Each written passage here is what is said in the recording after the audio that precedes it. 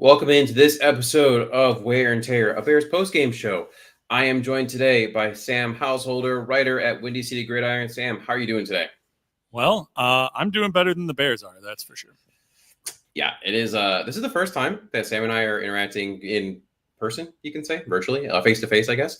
And of course, it is on a sour note with the Bears losing 19-3 to the New England Patriots. Now, I know I felt this was a possibility considering how the last couple weeks have gone, but still I'm a bit blown away and a little bit in shell shock that it was this bad. Yeah, I 100% agree with that. I think that's how a lot of fans are feeling. I for sure thought that, they would have enough talent to overcome a 2-win New England Patriots team, starting a rookie quarterback, and they just fell completely on their faces, and it was bad from start to finish. So the first thing we're going to dive into, just a general overview, our diagnostic study of that game. Some of you may know I was at the game, and I think for me it was just it was a different viewpoint, of course, just being there at the game, where the ineptitude of the overall scheme that the offense was running was so much more apparent. Being able to see live no one open downfield and how quickly the pressure was getting there, things of that nature. And then on the other side of the ball, I mean, the Patriots didn't blow you away. I mean, 19 points was anything spectacular, but Drake May at least was able to attack downfield and get some chunk plays going. Yeah. And watching on TV, I mean, I think you hit it on the head. They kept doing the replays, and you could just see it wasn't like Caleb was missing guys or not seeing open receivers. There was just literally no one open pretty much all the time. The pressure, we knew that the injuries on the offensive line were going to be a lot to overcome. But you thought, okay, well, again, here's a 2-win New England Patriots team that the story is they can't block the pass rush, and they can't generate their own pass rush.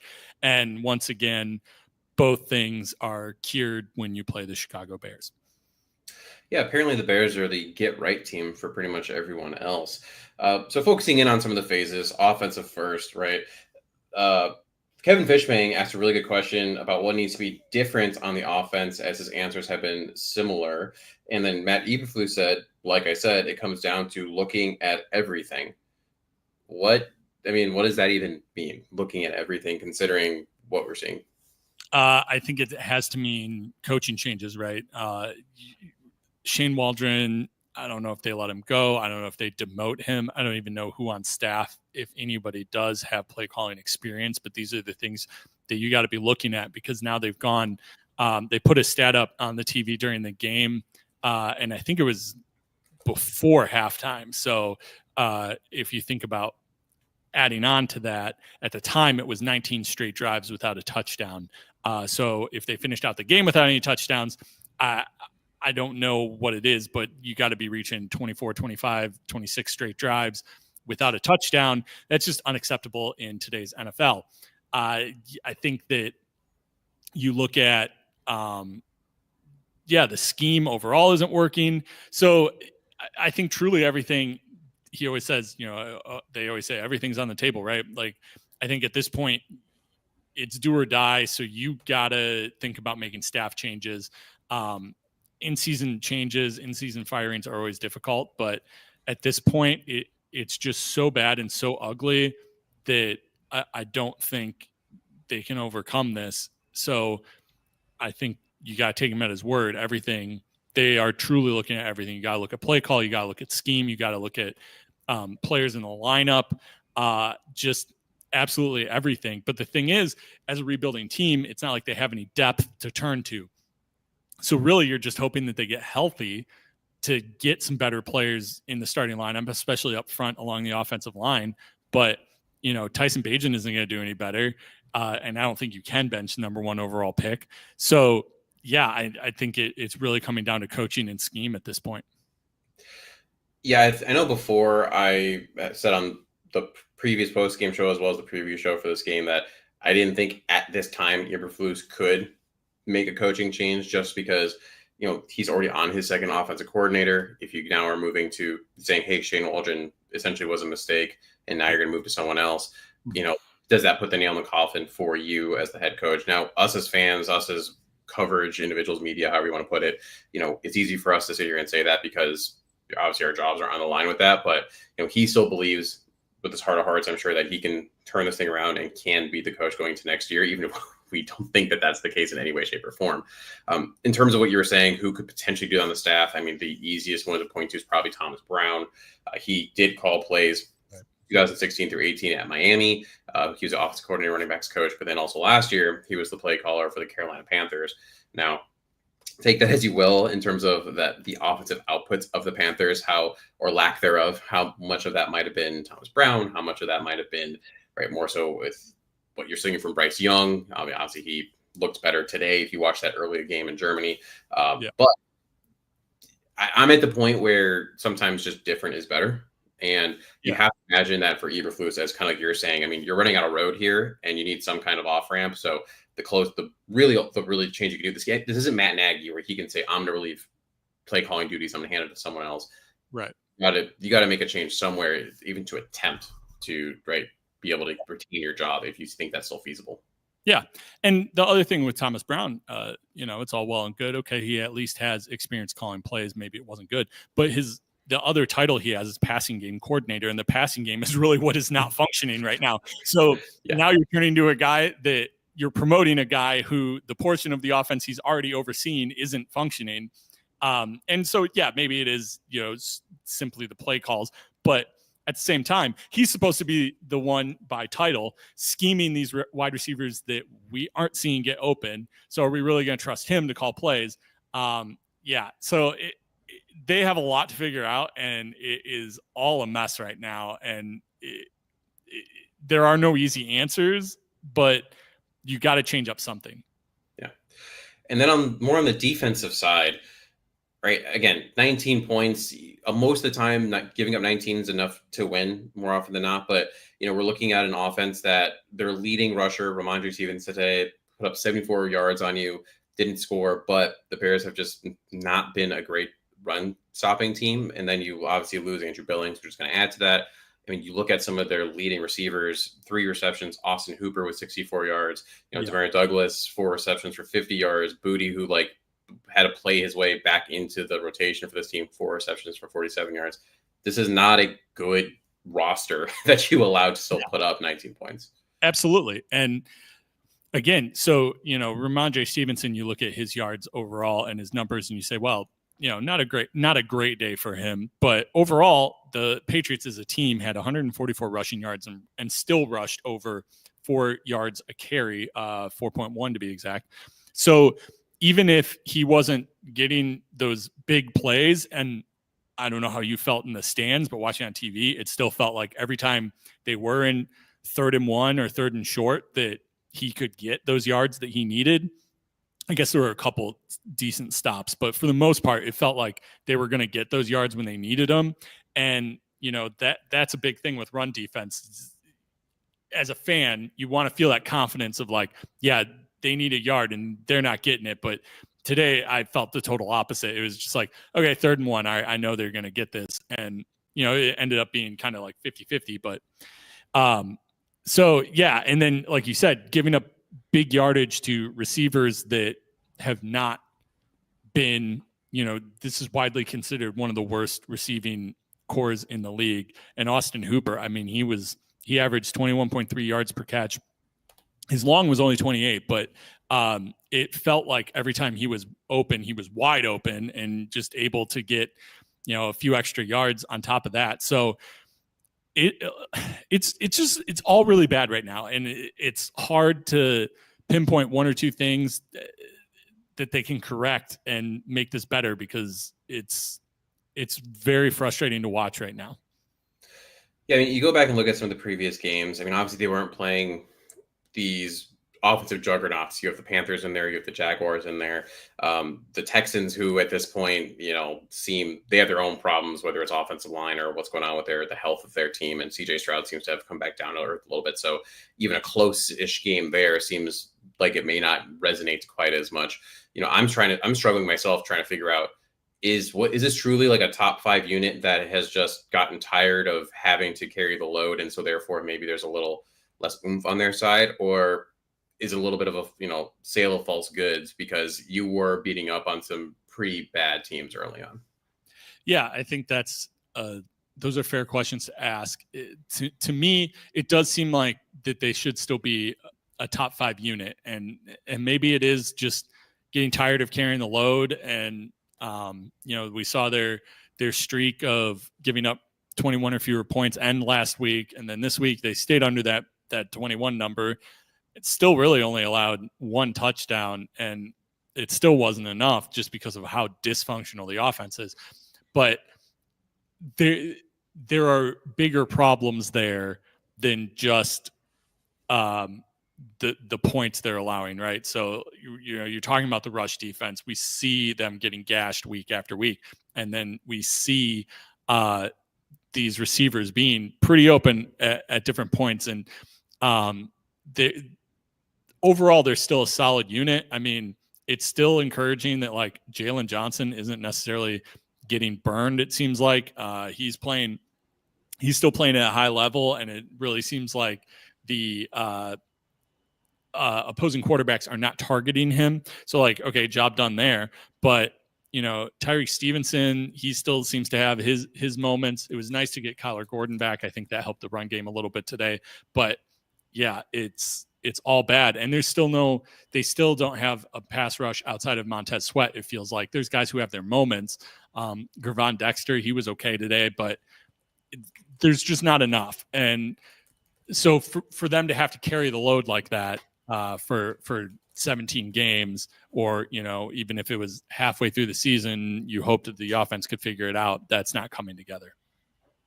Yeah, and I'm glad you mentioned Tyreek Stevenson, because it's always going to happen when you play across from a guy like Jalen Johnson. You're going to get thrown at more. It's just going to happen. But I mean, the Patriots were picking on him today. At least that's what it felt like. It was like every time there was a play to be made, it was attacking him. And there was even a point where it seemed like he may have gotten benched, right? Because like first there was a little bit of rotation happening, and then there's a couple in a row where all of a sudden Terrell Smith just is the one that's consistently out there. And this is more than Hail Mary shenanigans from a couple weeks ago. I mean, you are letting, as we just mentioned, average to below average receivers cross your face and get easy 12, 15-yard catches. Yeah. And it also seems like, I don't know if you noticed at the time, there was a moment where Tyreek kind of got like almost twisted up with a Patriots receiver as he took him to the ground. Yeah. He stood up, and their legs were still kind of twisted, but it kind of looked like there might be, and it just made me think, I realize, I think opponents are realizing they can get in Tyreek's head, right? And that's going to be the MO on him, especially after the Washington game. So you're going to see opponents try to do stuff like that to antagonize him. And, he did a good job of getting up and jawing in the guy's face, but not crossing the line. But that's going to be an issue too. And maybe that's why he ended up on the bench for a little bit. I didn't really notice the timing of that, but those are the types of things that now you have to worry about. Like, okay, our opponents not only going to pick at Tyreek Stevenson because Jalen Johnson's on the other side, but do they think that they can get inside his head and play these mind games with him and draw a penalty because he is a trash talker? He is a guy who has noticeably had these mental lapses. So now that's compounding what opponents are going to do to him. We're going to take a quick break here, and then we're going to dive into some of our specific categories for this show. We got that dog in us. Underdog is a place to play if you're a sports fan looking to win money and while watching sports. With over 5 million happy players and $2 billion won, Underdog makes it fun and easy to cash in on all your favorite athletes' performances. Compete against other players just by selecting higher or lower on 2 or more player stats, and you can win up to 1,000 times your money. So turn every touchdown into a win with Underdog. I've used multiple sites and apps to enhance my game day, and Underdog is quite unique. Something pretty cool is their vulture protection. If you select a designated running back to score a touchdown in your pick'em entry and they get vultured, your entry will get rescued. Red Zone Rush is a game you wouldn't find anywhere else. Just pick whether or not a player will score a touchdown by swiping right for yes and left for no. Simple as that. Plus, your entry will be automatically boosted and you'll get a 51% profit boost even when you play. This season, Underdog's going to be running a special promo or bonus almost every single day, like profit boost, discounts, and free picks. Free picks are basically a sure thing. A player just has to get higher than, let's say, 0.5 passing yards for that selection to win. Plus, all new users get a free pick. Download the app today and use code CITY, CITY, to get up to $1,000 in bonus cash instantly. Every player, every hair-raising touchdown, just select higher or lower on Underdog. Must be 18 plus, 19 plus Alabama, Nebraska, 19 plus in Colorado for some games, 21 plus in Massachusetts and Arizona, and present in a state where Underdog Fantasy operates. Terms apply. Void in Colorado. Concerned with your play? Call 1-800-GAMBLER or visit www.ncpgambling.org. Arizona, call 1-800-NEXT-STEP, 1-800-639-8783, or text NEXT STEP to 3342. New York, call the 24/7 HOPE line at 8778-HOPE-NY or text HOPE-NY 467-369. All right, so as we thought and not, this is something we expected to happen that did, and something that we were a bit surprised by in this game. What are your two selections for this category? So for something we expected, I wrote bad football. and also, unfortunately, Caleb getting sacked. I think we all, with the injuries along the line and missing 2 tackles, that was something that I absolutely expected to see. Something I didn't expect. I didn't expect them not to score a touchdown, to be honest with you. That I expected more than 3 points. I didn't expect only 3 points. Yeah, I mean, even in my, I think when I did the preview show, I said something along the lines of, I wouldn't be surprised if they won, 24-10, but I also wouldn't be surprised if they lost like 14-10 or something like that. But right. In both of those scenarios, I had 10. I didn't have 3. Yeah. You expected with a team this bad, meaning the Patriots, the Bears would be able to find the end zone, and somehow they went even lower than our lowest expectations. Yeah. As I thought, and what we saw here, the Bears just couldn't stop the run. Again, Ramondre Stevenson had 3.7 yards per clip, so it wasn't exactly huge chunks that he had. But at the same time, the fact that he still got to 74 yards and 20 attempts, Drake May, he had 24 rushing yards, and some of those were very timely runs that he had for an average of 6. So they were able to just move this ball consistently against this defense, and thought that was going to be the case. Something I was a bit surprised by was at the end of the day, if you told me that Drake May was going to have a better passer rating, more yards, better completion percentage, however you want to put it, than Caleb Williams in this game, I would have said there's no way, right? I mean, Caleb will still, this team might lose, but at the end of the day, Caleb will still, throw for 180 yards, something of that nature. And the fact that Caleb got to 120 yards, he was 16 for 30 with a pass rating of 63.2. Talked about this earlier. Not all that is on him. There's a lot of schematic issues. He's running around like crazy, all of this other stuff. But there's a couple balls I definitely got away from him. And at some point, once you are that harried with how that first quarter went, it's hard to come back from that. Yeah, for sure. And again, that's kind of been the storyline this year, right? They can't score opening drive touchdowns. They can't score in the first quarter. And you, again, hoped that the cure for that would be a bad defense. And once again, it did not happen. And it's just really frustrating and really annoying that things like that happen. You see them come out and after one drive, it was like, oh, yep, this is what it's going to be. This is just like it's been all year.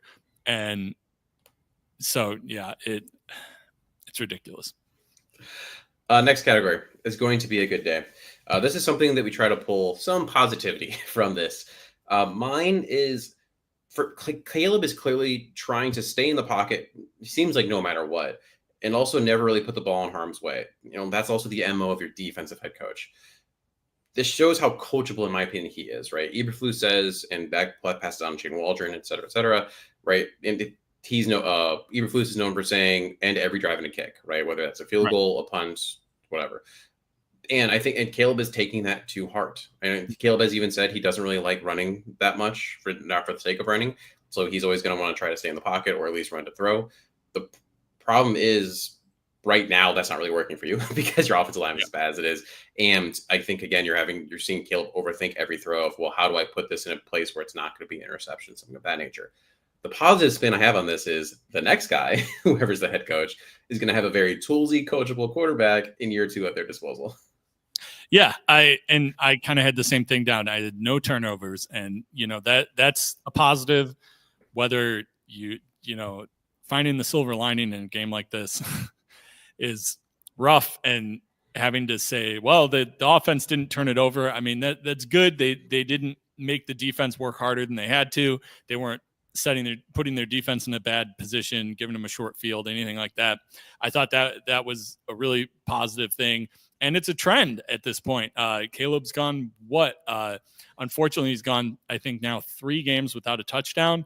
And he's also gone like 4 games without his last interception was in London. So it's been 3-4 games since we've seen a bad play too. So those are positives, and it is a good thing. And I think it's something that, as far as offensive struggles are nothing new to Bears fans. This is what we put up with for the better part of 15, 20 years. But what is different is there aren't ugly turnover filled games, right? And so that's a positive I'm taking away, because I think I agree with you. Like, I think we're seeing that the quarterback isn't necessarily the problem. It's guys not being open. It's bad offensive line play. And I'm not saying that there aren't things that Caleb can do better, but for him to just drop back and be bull rushed and bullied and hurried and sacked over and over and over again, I think that it's a good thing he isn't chucking it up into triple coverage. And we haven't seen him take unnecessary risks. And even at the end of this game, where they kind of had that garbage time drive, like at the very end, I kind of had in the back of my mind, well, you know what? If he throws a pick here, I'm not going to be like super upset with it, because at this point he just has to try and make a play. And he still didn't. So you're right. I think that there's a lot to work with as far as the next coach, the next offensive coordinator, whatever you want to say. There are good things there. But right now, everything else just seems bleak. That leads us into our concussed corner. This is something in the game that was so odd that a decision maker must have been concussed. What did you have for this one? So I actually wrote down 2 just in case you had something different. But Great. I'm going first. I'll just say, okay, start of the second quarter, 3rd and 3. They make a throw to DJ Moore, and it goes for -2 yards. I am a little bit kind of old school in certain things. Maybe it's because I'm a kid of the 90s and early 2000s and used to Lovie Smith and all that. But I am really not a fan of throwing behind the line of scrimmage on 3rd or 4th down. And we've seen this short drop back, throw to DJ Moore, and count on DJ Moore to either get a key block or make a guy miss, or in this case, in this particular play, it was kind of both.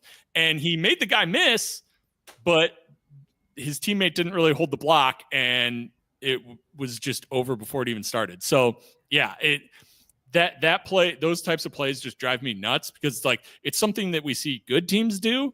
But if you're an offense that hasn't been able to have an identity, that hasn't been able to be consistent, don't pull those types of plays out, especially because we saw DeAndre Swift working in short yards and getting off the edge and finding creases. So I think that there was running room there. So that was mine. It baffles me whenever an offensive coordinator is like, okay, short yardage, I'm going to put my quarterback in shotgun and then throw behind the line of scrimmage. It just drives me insane. I actually had that written down for mine as well, just because we've seen it time and time again this year. It doesn't work for some reason, specifically the wide receiver screen. Running back screens have been actually a bit more successful if they get the ball to DeAndre, which that's kind of depends. But when it comes to wide receiver screen, either at least one, if not 2 receivers end up missing a key block. Or a lot of times whoever's catching the screen, which happens to be DJ Moore, because that's just what he can do well, is not making the first guy miss. And so now all of a sudden, like in this scenario, of a loss of 2. And I'm sick of, the definition of insanity is same thing over and over, expecting different results. And that's what's happening.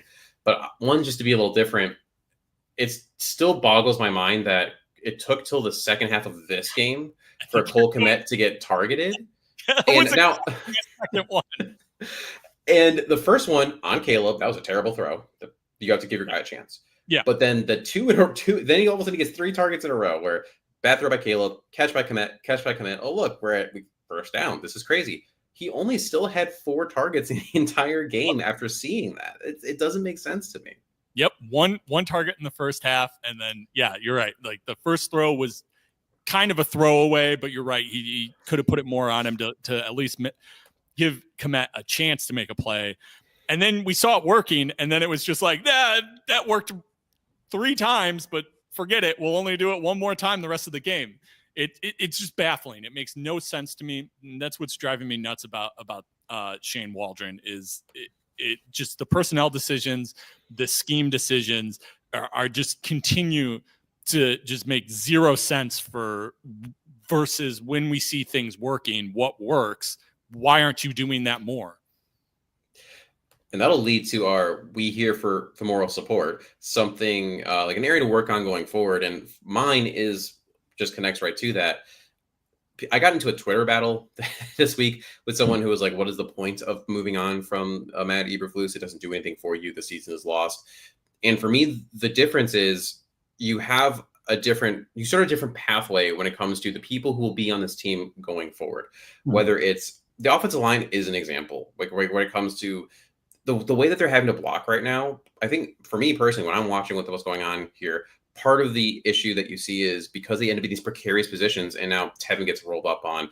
Borom got shaken up a little bit on one play just because of how he had to the ankle. He had to attack a block. The blocking scheme makes no sense to me half the time, especially around blocking.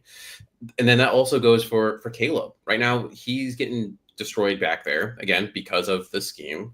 And then you can continue that too. One thing I got to see today being at the game was a little bit more what's happening between the plays and what's happening on the sideline. DeAndre Carter, every single time there was a kick, just walking off with his head down, doing this little shuffle jog. And it was just the most demoralized walk off the field, whether it was because he really didn't get a chance to return many after he had that one really good one to start the game, or just the fact that he didn't. Like, you're going to a sideline where you're just going to sit there and be like, all right, well, we have the ball, but like, we're not going to do anything. Guys on the same thing, guys on the sideline. There's a couple of hype guys that are just always pumped up because that's always on the team. But there was a lot of just negativity early in the game too. It wasn't just second half. It was in the first half. And one other little note I want to make on that before I wrap this up is I don't need to continue hearing people calling Caleb a crybaby or a powder. I don't know. Maybe it's just because I'm similar. Like if I'm playing pickup and I miss a shot, I'm demonstrative in the fact that I'm upset that I missed that shot. So same thing with Caleb. He has a bad throw. He's demonstrative with how showing he is upset with sometimes himself, sometimes the route. Kind of depends. But that's just Caleb, right? He's an emotional dude, not in a bad way. Just I'm not going to throw it and then just be stonewall faced way. So. Yeah, I noticed the guy you dropped the banhammer on, and I am 100% with you because I 100% agree with that. I think that I'm sick of the crybaby narrative. I don't know what you saw today. I guess I'd be interested but you talk about, I saw him look more demoralized today and just like, here we go again, sort of. And he was walking off the field with his head down a little bit. And look, they were getting booed. Like, I don't think, he's certainly not used to that. I'm sure not at USC, not at Oklahoma. Like, that didn't happen a whole lot. And I'm fine with him showing emotion. And I think that the thing that is getting lost, people, he's a crybaby and he's a bad teammate. I don't think it makes him a bad teammate because I don't see him necessarily calling out his receivers. Like once in a while, it's kind of like the little hand motion you see all quarterbacks do, right? Like, why weren't you in that position? Like, okay, that's normal. I don't put any stock in that. But I also don't see the TV cameras catching him chewing guys out, right? Or, being unnecessarily negative towards teammates. Like a lot of times it does seem like it's internal. Like he's like, I knew I should have had that one or that's the feeling I get from it. And so I think that, I'd be curious to see what you saw today. Because if he is on the sideline, like, yelling at teammates and, this isn't my problem, it's you guys. Like, that's the sort of stuff then where I think it gets negative. But yeah, I don't think showing emotion after you miss a third down throw that you feel like you've hit all week in practice, or, you see after you throw it that there was a different guy open or something, and going, that I'm fine with that. It's when you're attacking teammates, or he's certainly not throwing anybody under the bus in the press conferences that I've seen. It's all just, we all need to get better. I need to play better. I'm the quarterback. I need to play better. It starts with me. Like, I think he's saying and doing the right things. So I'm totally fine with him showing emotion, and I think the whole crybaby thing is just about as bad as the DJ Moore body language thing was earlier this season. Yeah, it's just an old school thought almost, in terms of, I mean, take like Tom Brady to have that whole, would always yell at his teammates, whipping the Microsoft surfaces around, and that's fine. That's just a competitor. But apparently it can't apply to Caleb. Right. What was your femoral support? So I think it's the run defense. Obviously, I mean, you could write down just about anything because it was so bad across the board. Offensive play calling, pass protection for sure.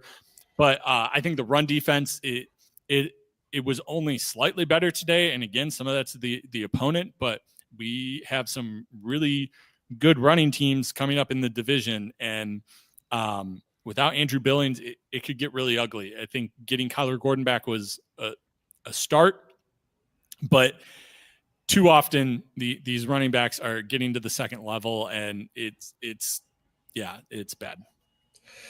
It's just, as soon as you have Dexter go out, as soon as you have the depth of the D line is pretty horrendous, and now it's without Billings, it's even worse. Unfortunately, they're pretty small on the D line as well. That interior, like Williams is the third, is not very big, so he's not going to eat up a lot of space. And they didn't really sign in or elevate anyone to replace Billings in any way, shape, or form. Missing Brisker on the back end is going to be big. I mean, he was a big cleanup guy, so hopefully he can get back sooner rather than later. And this is just something that's always been a problem for me. I mean, it goes back to last year, but he's a bit better today. Tremaine Edmonds still is, that's not what he's known for. He's not going to be run support. He doesn't have the instincts really. He's more reactive. But, today, the fact that he had 4 combined tackles in total, that still bothers me from a linebacker. Again, I know that's not his role. His role is more of the pass defense, long arm, da-da-da-da-da. But when your teammate, right, at TJ Edwards has 13 combined tackles, here 4, that's still an issue. So it's definitely going to be a problem. And you can rectify it by obviously signing more defense and drafting defensive linemen, but your linebackers are more or less locked in still. So, what are you doing there? Yeah, for sure. That's fair. All right. Next, we have what is important stat. This is just simply a stat that we think is just important from the game. Mine, you alluded to it earlier, but the fact that the Patriots had 16 sacks coming into today, and they got 9 on Caleb Williams. And yes, people always say, or a lot of people say, that sacks are a quarterback stat, and there were definitely a couple today that, from my vantage point, fell to Caleb. But then there was a ton where it's just like, what do you want me to do, kind of a thing, where you look at his first read, second read covered up, goes to try to shift around the pocket. There's not even a lane to get outside the tackle box to be able to throw the ball away. So now you're asking him to either just airmail the ball over someone's head or throw it at someone's feet, which is also hard to be that accurate when you're running around. So, we're just at a point where it's not just a quarterback stat, it's a team stat. And right now, this offensive unit, this team is just miserably failing at moving the ball downfield and also protecting the quarterback. Yeah. My stat was they were 1 of 14 on third down, and back to the pass rush and the sacks, 4 of those sacks by my count. And that was just a very quick scan of the drive logs. 4 of those sacks came on third down. And I think that was just a huge difference in this game. Just watching it, like especially late in the game in the fourth quarter, it was just like, every third down, it felt like he was going down for a sack. So I was a little surprised it was only 4 times, but it felt like he was getting sacked just constantly, especially on third down. But that, again, that's one of those things that kind of builds over the course of a game. And when you have a team that's playing from behind and you know they're in a situation where they have to pass it, you're able as a pass rush to tee off on them. And I think we were seeing a lot of that today. Yeah, absolutely. All right. Might be hard to fill this one in. Kombucha peak performance moments. Kombucha is a premium performance-focused kombucha crafted specifically for athletes and active individuals. This revitalizing beverage blends the traditional benefits of kombucha with nutritional enhancements to support energy, hydration, and recovery. So, AKA, this is just a defining moment from the game, usually in a positive way. The one that I was going to go with was in the third quarter. Caleb flips the ball out to DJ Moore on the left side. DJ is able to push, gain an extra couple of yards after the catch. The reason why that I picked this moment was, yes, you could say within the microcosm of the game that it was still early in the third. Maybe you could make a push and still pull this game out. But for me, it was about the bigger picture of, as you mentioned earlier in this stream, people have been talking about DJ's body language and some of the stuff he does on the field. I think some of that's still relevant. There's some times where he's not running 100%. There are some times where, I just want a little something extra from him. And that's the example of a play where you get extra from him, right? I mean, he could have very easily gotten tackled. I think would have been short of the sticks by 1 yard, but instead he's able to push it and he gets another 4 yards. That's a guy that's still bought into at least being there for his teammates. I can't say being there for everyone that's on that sideline. Yeah, for sure. My moment was 2nd and 7, 12:44 left in the first quarter from the New England 44. Williams was sacked for -3 yards. It was the first sack of the game.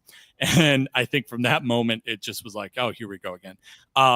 And I hate to say that like that's like the defining moment, but to me it kind of was, because it was just like this is what it's going to be again. Like they just don't have an answer for opponents' pass rush. They don't have enough offensive linemen to block. If I am going to look for one that's a positive, I would look at the 4th down conversion that got really late in the game. I didn't write down the timestamp, but he threw it to Roma Dunze. I think that rapport has been showing the last couple of weeks and continues to grow. And I think it's going to be a positive for this team, because I think these two players, arguably the most important offensive core players, because they're both on their rookie deals and their careers are always going to be tied together because they're the 1st and 9th pick. And so I think it's really good that we're starting to see them play in sync a little bit more, even if the results aren't there, especially this week. Getting close to the end here. Masseter, player of the game. The masseter can close the teeth with a force of up to 55 pounds on the incisors and 200 pounds on the molars. So that's a pretty important muscle, pretty strong muscle for how tiny it is. Who would your player of the game be? Okay, so again, I had 2 down in my notes. I am going to go with TJ Edwards, though. I think getting that interception early felt like it could have been a momentum swing. Of course, the offense, I believe, went 3 and out. 3 and out, yeah. 6 and out. Yeah, it was bad. But he had 1 interception, 13 total tackles. I think it was 4 solo. I didn't write that down apparently, but yeah. So overall, good game for him. I think it was a game that also played into his strengths, where he sort of the opposite of Edmonds. He's not necessarily known to be great in pass coverage, but he's solid against the run, and he was all over the field making tackles, and then getting the 1 interception was just kind of gravy, and it was a good toe tap athletic play. And so really that to me, there was only about 2 players of the game, and so he was mine. He was my number. He was who I had written down. That's the only player that was really redeemable at all in this game. The only other one, just to have another name out there, I throw out Jacob Martin. At least the fact that he went from IR forgotten man, right? You go out and you trade for Darrell Taylor, and people kind of like, does he even have a role in this team? Why is he here? To over the last couple games, actually has made some impact plays here and there, and he had the team's only sack and hit the quarterback twice. So the fact that he's at least going from this forgotten man to being useful on that defense, even if it's even minorly, is still important. Yeah, absolutely. I think that's a really good call. It is nice to see someone step up, even with limited snaps, especially in the pass rush, an area where the Bears desperately need it. And I also had DeAndre Carter down because he only had 2 returns, but it was one. He had a kick return for 35 yards and then 73 total return yards. I thought that was worthy of a shout out. No, that's great. Absolutely. All right. Wrapping it up here. Prognosis period. A brief look ahead. Kind of what does this mean for next week? I did just want to highlight Cloudy Future said Packers 12th in QB pressure percentage, 26th in blitz per dropback percentage. Wonder if that increases next week. Considering every team basically just blitzes the hell Caleb, I would say yes. That I think they're going to increase that. They play a lot of one high as well, so I have to still do a whole dive into the Packers for next week, but I would expect that to increase. Honestly, looking ahead, I think I'm freezing at Monday. I need to see what happens Monday, whether it's a offensive coordinator change, whether it's a head coaching change, is it status quo? Because I think that's going to shift my point of view going forward. And I'm not just talking about Packers game. I think they just probably lose the Packers. But you saw today, the Saints are a good example. They're a team that's not very good. They're old and they're super expensive, but they were able to pull off a win today, just because of the energy you get from a change. Hey, like, look, the cloud is out of the locker room and, we're moving forward. Is there a chance that could potentially happen with the Bears? Yeah, there's a potential, but I do think that something has to be different in order for that to happen. The current construction in the hierarchy within this organization locker room, it's going to be like a 42-6 loss. I don't know.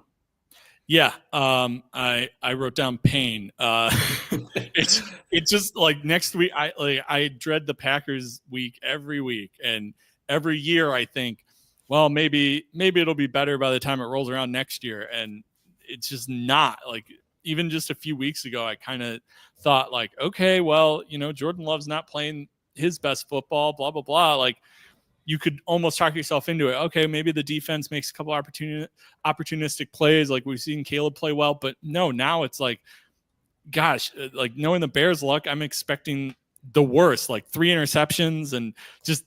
Yeah, like you said, it could be 46-3. I wouldn't be surprised if they got shut out. Like, as we're just me being reactionary. Yeah. But I looked up a couple things because I wanted to have more than just doom and gloom. But these stats do back up my point. The Packers coming off a bye week under Matt LaFleur. So after a bye week, like in total, the rest of the season after the bye, Matt LaFleur is 28-11 as a head coach. The Packers consistently get better after a bye week. That is a narrative that you're probably going to hear a lot this week. And specifically directly after a bye, they're only 2-3 though. Okay. About, a little under 500. That's a little surprising, especially with how good that overall record is. You think that they would be better straight out, but they haven't been. They've kind of, but I didn't look at all the opponents either. But I know last year they lost. Of course, now I can't think of it, and I don't want to. But they lost out of the bye last week to a so-so team.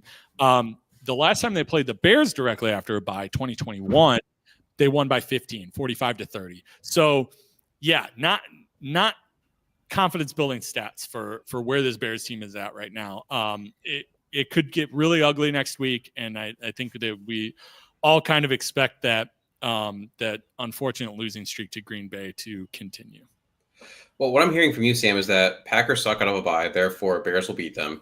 The Vikings barely beat Jacksonville 12-7 today, therefore transit property. The Bears should be able to beat Jacksonville, and then the Lions. The Bears and Lions always split, or the Bears go 2-0. It's just how it works. So that means Bears 3-0 in the next 3 games. Yeah, you're right. Yeah. That's the positive spin to put on it. And to be completely honest, like I do think if things stay status quo, I mean, the Bears could literally lose the rest of their games, right? I mean, you have the division, you have the 49ers or the Seahawks. Seahawks are kind of coin toss. I have no idea. But if you make some kind of shift and there can be an energy swing in some way, now I'm not saying that's not going to change anything for playoff hopes or anything like that, but at least to try to be moving on a positive note, right? Go out swinging. I do think that you could still pull off 2, wins the division just because division games are different. Yeah. But you need to make a change here. You cannot keep what's going on with what's going on. I just can't. I don't think that the locker room, I don't think the fans, I don't think anybody is going to take you, the NFL as a whole is going to take you seriously if you march out exactly the status quo like you did this week next Sunday. I mean, the Bears are already kind of a joke around the league, and it's only going to get worse if that's what you do. It's completely unacceptable. It's all a mess. I have zero faith that Shane Waldron is going to come up with answers. I think, one thing that we didn't talk about, because again, you were at the game, but the coaches or the announcers were just going. Daryl Johnston he just kept saying like, well, you see what New England is doing with Drake May here. This is what the Bears need to be doing. And it like 3-step drop throw. It's 3-step drop throw. Like these are the things that the Bears are not doing for their young quarterback right now. And so it's like the announcers know it. They can see it in real time. And, Daryl Johnston's been announcing football for a long time. This isn't, he knows what he's talking about. And when you have so many NFL analysts that I hear and I see that are pointing these things out, it's like they should be obvious to everybody. And the Bears just seem oblivious to these answers. And it is wild to me. And it just makes no sense, especially again, like kind of back to some of the things we talked about earlier, like Keenan Allen, really good at running slants. Why don't we see these slants on some of these third and shorts? And it's just so baffling. And you can't do this again. You cannot have, in good faith, Shane Waldron calling the plays next week. I think it's unacceptable. And, maybe they get healthier along the line. Maybe they get one of the tackles back. Like that would be, the team desperately needs that. But clearly, what they have now, losing Tevin Jenkins again, like we've seen this over and over again. Like it just doesn't look like anything with the players is going to change. So I think then you're going to have to look at staffing changes. And putting my physical therapy hat on for a second, I do expect Braxton to be back next week. Mm-hmm. I think it was one of those cases of, we can get by the Patriots. Let's give Braxton one more week. And then this happened. I think he could have gone this week. It's just, they wanted to give another one. Darnell Wright's more of a question mark. Could he go? I think there's a chance that he's able to, just because, again, how important that week is, things of that nature. So I think you get at least one, if not both of your tackles back. Tevin, that's another question. He left today in a walking boot. I'm thinking I have to see the replay again. At the game, it was kind of hard to tell, but I'm thinking high ankle sprain, got rolled up on from behind. That's what it looked like. That's what it looked like to me. It looked like some kind of ankle sprain, and then when he didn't return, I was like, oh shoot, this might be high. And then when you're dealing with high ankle, right, the problem with that is you're spraying that syndesmosis between the tibia and the fibula, so that basically you're pushing it out to the side. So it's really important for weight bearing. You can imagine for a big guard offensive lineman having that talus bone being shoved straight up between those two bones. It's not very comfortable, and there's really not a way to like brace it like you would for a lateral ankle sprain. You can't just smash those two bones together and be like, all right, have fun. We'll see, but my guess is he's probably going to be out, and got to figure out what you're doing at guard, because apparently Nate Davis just wakes up with back pain now. Yeah, that's a whole other thing. That's a whole other podcast. But Sam, thank you so much for joining me today for this, and especially a bit of a weird, funky later one. Tell people where they can find all your stuff at, and how they can find you. Yeah, so I'm on WCG. I'm at Sam Householder on Twitter, at Sam Householder on Blue Sky. I'm checking out that new platform a little bit, so check me out there. I'll have a stock up, stock down on Tuesday, reviewing this game, trying to find 3 players headed in a positive direction, which is going to be way harder this week. Yeah, and then obviously 3 going down, which is way easier, especially when I just keep throwing the coaching staff under the bus. So. Yeah, it's tough, but then I'll be previewing the game next week, and so you can find all my stuff WindyCityGridiron.com. All right, beautiful. That's all we have for today. Bears fans, get ready for the gauntlet that is the division games coming up, and you know what? You may want to just not even worry about the Thanksgiving day one. Just have fun with your drunk uncle that you're just going to argue politics with or something like that. It's probably more exciting than that or the Dak Prescottless Cowboys game. Yeah. Yep. Stock up on the beverages, or whatever your vice of choice to get through some of this. You're going to need it down the stretch. It's going to be rocky. All right, everyone, bear down.